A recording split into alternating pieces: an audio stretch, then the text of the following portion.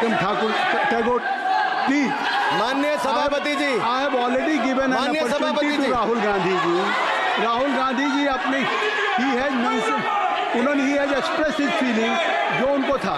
नहीं नहीं, आप बेल से बाहर आ जाए, कृपया आप बेल से आ जाएं, फिर मैं उनको फिर समय दे दूंगा, फिर मैं उनको समय दे दूंगा। जी सर, सर मैंने कहा था कि जिसको जात का पता नहीं वो गन्ना की बात करता है। मैंने नाम किसी का नहीं लिया था सर, नाम तो किसी का नहीं लिया था,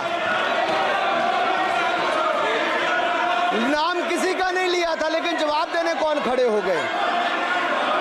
सर मैं कहना चाहता हूं माननीय सभापति जी, अगर आप देखेंगे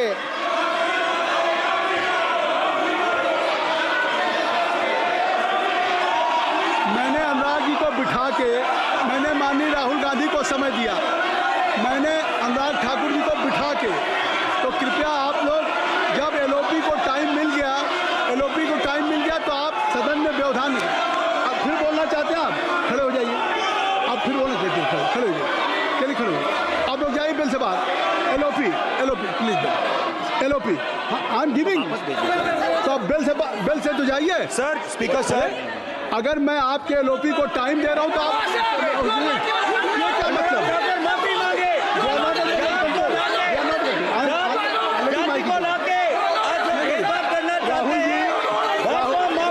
राहुल गांधी जी, हमने आपको समय दिया, अपने मेंबर से कहिए कि बैठे तक तो आप बोलेंगे, बैठिए तब तो बोलेंगे भाई। राहुल गांधी जी कह रहे तब तो आप अंदर आइए, अभी सबको ले जाइए प्लीज। सर माइक लीजिए सर, एक मिनट, माइक मिल जाएगा आपको, माइक मिल जाएगा, बेल खाली कर दीजिए।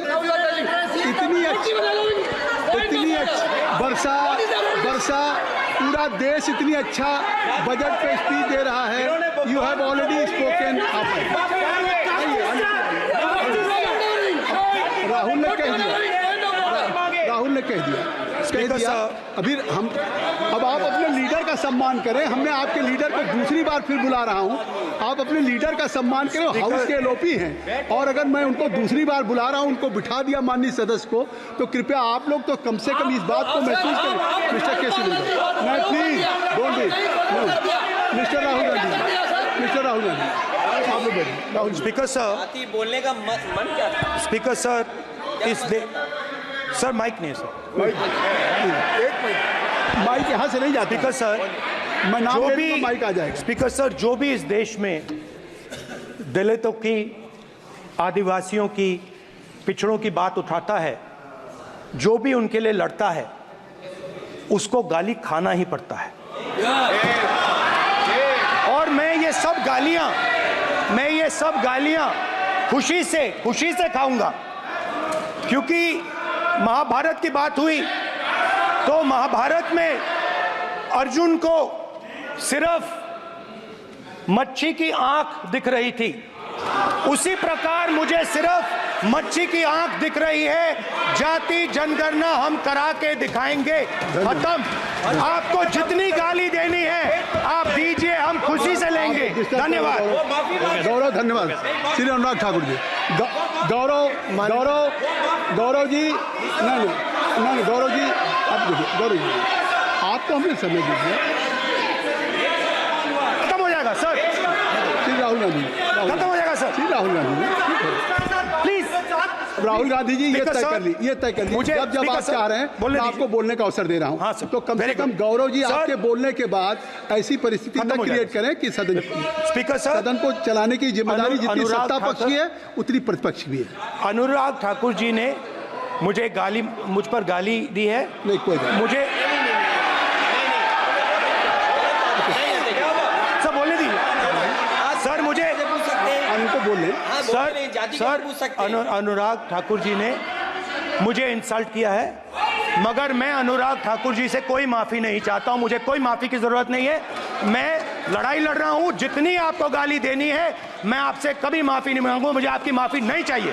राहुल गांधी जी, मैं चेयर पे हूं और चेयर का काम है कि अगर कहीं भी कोई असंसदीय या किसी को गाली दी गई तो मैं उसको देखूंगा, मैं उसको कार्रवाई निकालूंगा, मिस्टर के उसको निकलवाऊंगा। ठीक है, आप नहीं कर रहे हैं, लेकिन अगर दी है तो मैं उसको कार्रवाई का हिस्सा दिखवा के उसको स्पंज करूँगा। आपने कह दिया। चलिए। सुन रहा हूँ मैं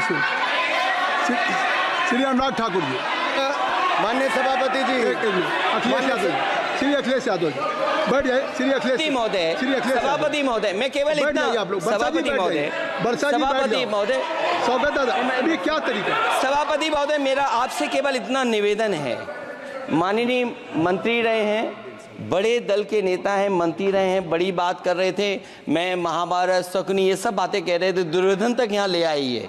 मैं केवल सभापति महोदय इनसे ये पूछना चाहता हूँ, आपने जाति कैसे पूछ ली है बताइए बस। आप जाति कैसे पूछ सकते हैं? आप बताएं जाति कैसे पूछ सकते हैं? आप पूछ के दिखाओ जाति तुम। आप जाति कैसे पूछोगे तुम?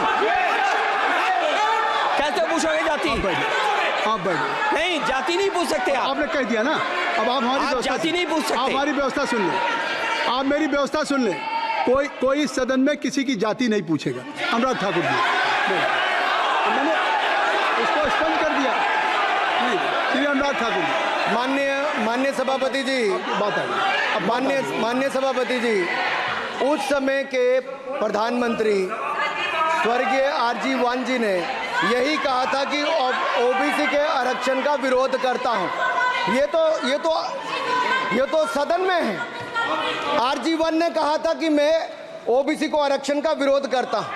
अब ये तय करें कि वो सही थे या ये सही हैं, और आपकी पार्टी गलत थी कि आप गलत हैं, और वो पिछड़ा विरोधी थे कि आप पिछड़े के पक्ष में हो। और उस समय की पूर्व प्रधानमंत्री आईजी ने कहा था कि जात पर ना पात पर। अभी मैंने तो कहा नहीं सर, उस समय कहा गया था। और इसी तरह से ही कृपया अपना भाषण संक्षेप सर, करें। मंडल आयोग की रिपोर्ट हो, काका कालेलकर की रिपोर्ट हो, इस पर कौन वर्षों तक बैठा रहा सर? जवाब देना होगा इनको, कौन देगा जवाब? अगर उस समय उसको लागू कर दिया होता तो आज ओबीसी के अधिकारी भी ज्यादा होते, बाकी भी होते। और यही नहीं सही, इन्होंने दलित के साथ, आदिवासी के साथ, ओबीसी के साथ विरोध किया। ओबीसी कमीशन को तो संवैधानिक दर्जा भी नहीं दिया। अगर संवैधानिक दर्जा दिया तो मोदी सरकार ने आकर दिया है माननीय अध्यक्ष जी। और मैं इस सदन के लिए पढ़ देता हूं सर।